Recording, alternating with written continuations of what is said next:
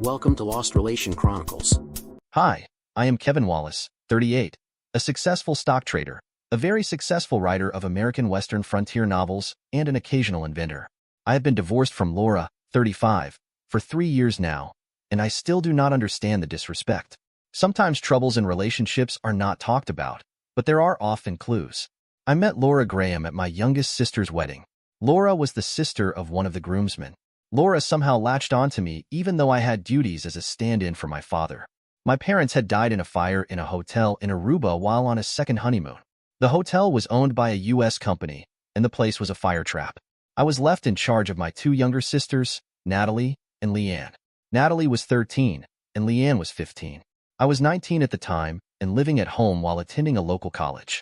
We had gotten great legal advice from my father's business attorney, so we took the hotel company to court and promised a strong media blitz if they decided to play hardball. I had been named executor of the estate, which included the business that my dad had built. The business had major insurance policies on Mom and Dad as they were partners in the business. The settlement, the insurance, and the sale of the business ensured that the 3 of us would each be multimillionaires when we reached 21. The money also did other things such as pay off the small mortgage on the family home and buy cars for each of us. Each car was in the name of the individual trust. We had the home ownership papers changed to make our trusts equal owners in the house and land. I had the lawyers put all the rest of the money after paying all the bills into equal trust funds for each of us, and for the trust to provide income, but not a complete payout until 25. Then the trust would match the income of the beneficiary. I did not want my sisters to fall prey to gold diggers. The trusts paid for all educational expenses through post-grad work in college if the girls wanted it. They did and used it wisely. I had a full-ride scholarship separate from the trust that was structured to give me a reasonable stipend, and so my trust just was sitting there until I turned 21. I was attending the university in town, so I was at home when needed. Leanne was, and is a genius, and graduated from high school at 16, got a bachelor's at 19, and an MBA at 20. Natalie is no slouch in the brains department either. She waited until she was 17 to graduate high school. Then she proceeded to blow through college and graduated at 20 with 2 bachelor's and a master's. She got her doctorate in chemistry at 22 and immediately was given a teaching position at a nearby university. She is now a full professor and the head of the chemistry department. She also has 3 chemistry textbooks to her credit. Leanne met a great guy, Brian Donovan, and they married and have a couple of kids and a thriving accounting agency. Brian is a CPA, and Leanne is his CEO. It was at a then 22-year-old Natalie's wedding to Professor James Lawton, M.A., Ph.D., and a major egotist, general gold digger and total waste of space that I was supervising. She loved him, but I made sure she had an ironclad prenup. James just about had a stroke when he found out he could not get her money, but he did sign the prenup. I think he thought he would be able to get around the structures of the trust and the prenup. I told you, an egotistical a-hole. As I was a trustee for the 2 girls' trusts, it wasn't going to happen. It was while at the reception where I met Laura. I was greeting people as they were coming into the reception hall. She was a striking black-haired, brown-eyed beauty. She was also gracious and charming. After she found a seat, she joined me at the door. She volunteered to assist me in identifying assholes' friends and relatives.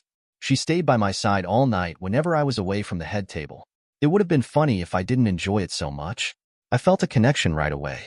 After the dinner, the dancing started and other the dances with my sisters. I danced with Laura every dance I was on the floor. When we weren't dancing, we were sitting together talking.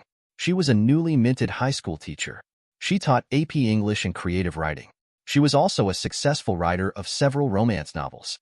She also knew of my writings. She offhandedly said, "I'm impressed that a finance guy could be such a good writer." That comment got me a little bit out of shape with how she said that, and so I harshly said, "I'm sorry you think finance people wouldn't have the ability of imagination to be a writer of fiction. I will match my book sales to yours any day of the week. I also have an offer for a movie adaptation for 3 of my novels and an offer for another movie if I expand one of my novellas. Perhaps romance novels will work out as well for you." Then I got up and went into the men's room to escape her until I could calm down. She was standing outside the restroom door when I came out. She was tearfully apologetic and said that she hadn't said what she wanted to say in the right way. I apologized for getting angry and said, "Let's just say that we are pleased with each other's writing success."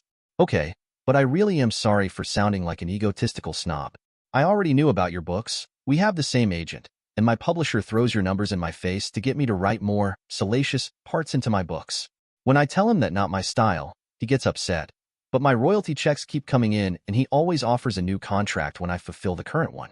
I'll talk to Jason Trent, our agent, and when you finish your next contract, you should have him put it out to other houses for bid. That is what I did when my last publisher's rep started to denigrate my writing. The publisher called and asked why I was shopping for a new publisher, so I told him. I got a new rep, a bigger cut, and all of the copyrights and movies rights. I added. I make a lot more per book, and now that I have the publisher's support, I am writing more. Do you think it will work? I have one more book to complete this contract. Let's talk to Jason together, and then we will know. Believe me, Jason knows how to work the system to get his clients more money, because the mercenary side of him loves to make himself more money. With that, we both laughed. The conversation went on to other things, then came back to writing. She told me she loved her classes and had some very gifted students that would be great writers if she could get them focused on writing. When I said, maybe writing is not their passion. I love finance, enjoy it when I tinker with some ideas for inventions, but writing is my passion. You just said you love teaching. Do you write as a sideline, like my financial work and tinkering is for me, or do you teach as a sideline for your writing? It was as if a light went on. I haven't explained that to my kids. That's a great insight. I need to convey to them that work is great, but that writing is also important, and if they have the passion for writing, they will find the time to do it. Thank you. Then she excitedly grabbed me and kissed me. Then she blushed the brightest red that I had ever seen a human turn. We exchanged phone information and agreed to meet with Jason ASAP. She left, and I stayed and supervised the cleanup. The next Monday, I called Jason and told him about my conversation with Laura Graham. He laughed and said, I recently got a call from her publisher's rep. He wants to reduce her per book royalty and require more books and different, more mature content. I told him that I would recommend that she change publishers. He was not pleased. I will call Laura and see if we three can't work out a strategy to get her the same deal you got. She has slightly more books published, and her per book sales are very close to yours, but right now, her royalty setup is only about 60% of what you get, and she does not own the copyrights. Thanks, Jason. Call her and set it up. I will live with whatever time and day you set up. Dinner will be my treat. I hate to see anyone being steamrollered by the publishers. With that, we ended our conversation. I called Laura that evening and told her of my conversation. She told me that she had a conversation with Jason. She also told me that they had agreed to meet at the Outback the following Wednesday at 6 p.m. I agreed to be there. I told Laura with a slight smirk in my voice. I know it's just an excuse to see me again. Well, for your information, I planned it so we would meet, and you would see my good side. I heard an almost musical laugh and a you wish. Another laugh and an almost whispered. See you Wednesday, you wonderful goof. The meeting went very well, and Jason started the bidding wars. It ended just as I had told Laura. She stayed with her publisher, got a different, more respectful rep, more money per book, and all of her copyrights, including movie rights. All of these changes almost doubled her writing income. Laura and I dated for many months, and after almost a year, I asked her to marry me. She said yes. We planned a spring wedding, so we had 9 months from the engagement to plan the wedding. As we were both financially well off, we had a prenup that protected both of our personal incomes. The only penalty clause was that Laura insisted on a $1 million payout to the injured party if the divorce was granted because of adultery. The guilty party would also pay all legal fees involved in the divorce. My family home was specifically exempted and protected. I had my trust buy out my sister's shares. I gave their trusts the money, much to Leanne's and Natalie's approval and Mr. Lawton's disapproval. Laura was on board with living in the family home, even though it was much more than 2 people needed. We got married the week of Easter, which matched her school's spring break. We went on a hiking tour of the Appalachian Trail for 4 days. After that, we returned and enjoyed a relaxing few days before the school session started back up. Things were great for the first 2 years. Then Laura and I decided to try to have children. Nothing seemed to work. Basal temp, strict calendar planning, nothing. But I did enjoy a lot of sex. After 9 months of trying, Laura was getting desperate. She started to make a lot of snide and hurtful comments about how I wasn't man enough to get her pregnant. She threatened to find someone who could. She convinced me to go with her to a fertility doctor. It turns out I am sterile. I had the mumps when I was 15, and the doctor thought that that was probably the cause. Laura was devastated. It was so bad, and she was so bitchy that I told her I would agree to an annulment. Wrong move. I have never seen her so pissed. She went batshit crazy and started screaming obscenities at me and made a move like she was going to slap me. Then she accused me of wanting me to get rid of her. Her final rant was she was going to find someone who was a whole man and I could eat shit and die, and then she called me an a-hole. That pissed me off, but as I looked back I saw the annulment was a stupid statement but it did not deserve her blow-up. Tuesday, I decided that cowardice was the best option. So I packed a few days' worth of clothes while she was at school and wrote her a note telling her why I was going. Laura, my love, you have been disrespecting me for several months. Then your last words of your latest rant were eat shit and die. A hole? Well, I won't be dying just yet, but I am leaving. It need not be permanent, but I will not be yelled at and cussed out for trying to ease your hurt. I do not want to lose you, but I know how much you want to have children. My suggestion of an annulment was so you could meet someone to father children with you. It may have been stupid, but it was not a sign that I don't love you. I will be out of contact while I am gone. I will check my email account and my voicemail on my cell at least once a day. If you want me back, let me know that way. If I don't hear from you by the weekend, Monday while you are in school, I will get the rest of my stuff, and we'll start divorce proceedings. If we divorce, you may stay in the house until the end of the school year. Because the trust owns the house, you will have to leave after the school year ends. As the reason for the divorce will not be adultery, we will enforce the prenup, but there will be no penalties. I know this sounds harsh, but I meant what I said when I suggested annulment. It was not to get rid of you, but to give you a chance to have children. I know it is not the same, but we might think about adoption. I love you with all my heart and only want you to be happy. Your loving husband, Kevin. I called Natalie and asked if I could spend a couple of days with her and James. She told me I was welcome, but James was not. She told me she would explain when I got there, and that she wanted the whole story. It was a 2-hour drive to her house. When I arrived, I got a strong hug and a tearful kiss. Natalie was a mess. She looked like a bag lady. She was in a ratty bathrobe and had an old sweatsuit underneath. She sobbed and blubbered so badly that I could not understand her. She was still my little sister, so I picked her up and took her into her house. I put her to bed with a strong shot of vodka and waited for her to go to sleep. I knew where everything was because I had been there a few times before, and James was an anal-retentive neat freak who was so organized that I would bet he knew how many sheets of toilet paper were left on each bathroom's roll. Natalie slept for a couple of hours. Meanwhile, I commandeered the guest room and put my stuff away. When she woke up, she told me about what was going on with James. It seems he was really pissed that he couldn't get her money. He bided his time, and when he saw his chance, he emptied their bank accounts and took off. He had been gone for a week when I called. I told Natalie that I would release some of her trust to replace the money if she needed it. She just laughed. You were right about the a-hole. All that was in the accounts was the last paychecks for each of us. I had sensed something going on, so I took out all but the minimum to keep the accounts open. He didn't notice, but he did wait until the paychecks would be in there. He got less than $5,000. I put the money in a safe I bought and put in my underwear drawer, a place where James would be afraid to go. I ended up with all of the money except about 10% of the savings. He tried to raid the trust, but you have that set up well. He got very frustrated, and that must have been when he planned to take off.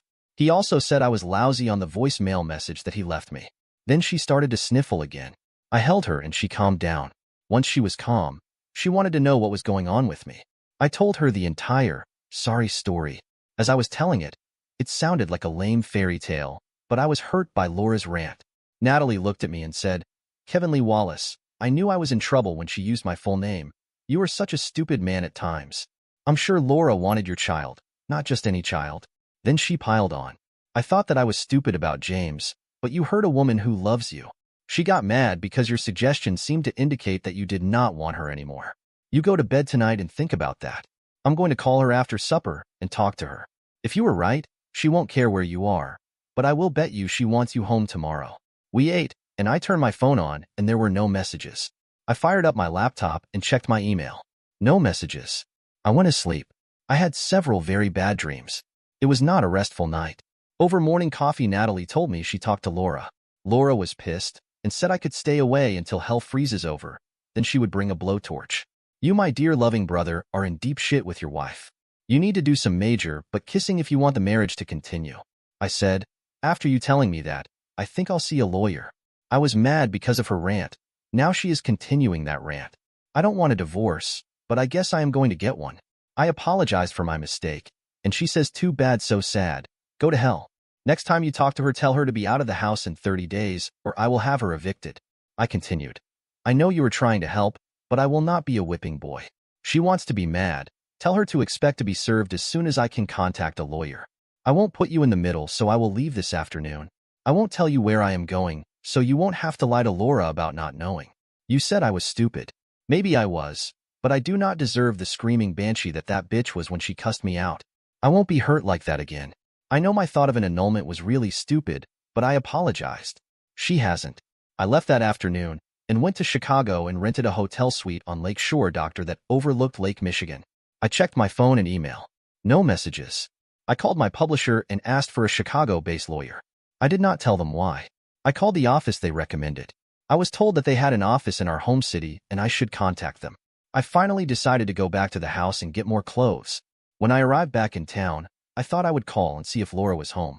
She shouldn't be, as it was midday on a Thursday. Surprise, a voice I recognized answered.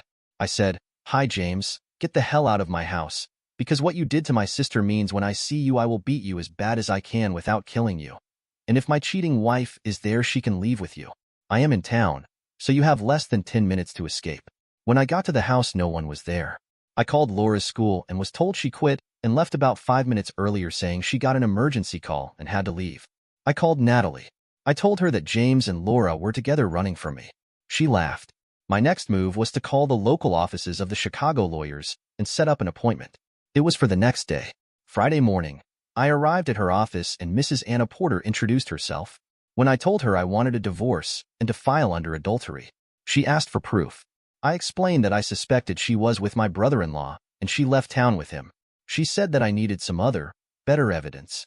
I told her I just wanted the pain over with, and if she wouldn't do it, I would find a lawyer who would. She took the case. As Laura was nowhere to be found, and James was gone too, Natalie filed for abandonment and I changed my petition to that too. A year later, they were both final. I still don't understand the disrespect, but she is gone now. My agent tells me she has missed the last 4 deadlines on her books and her publisher has canceled her contract. Life is a bitch and then you die. My sister is back in our family home because she got a new position that made her the dean of chemistry at the local university. We are each other's support structure. I am dating, and so is Natalie, but neither one is looking for permanent. Dear listeners, please share your thoughts in the comments section below and don't forget to like, share, and subscribe.